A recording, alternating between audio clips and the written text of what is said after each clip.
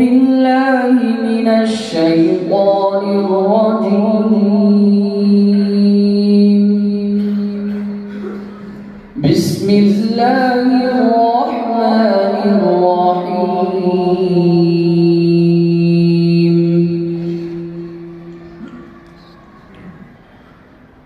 إن هذا القرآن يهدي للتي هي أقوم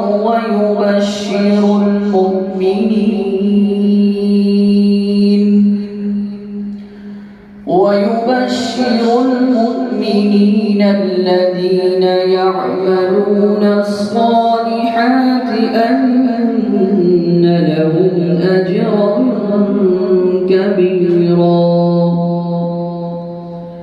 وأن الذين لا يؤمنون بالآخرة أعتدنا لهم عذابا أليما.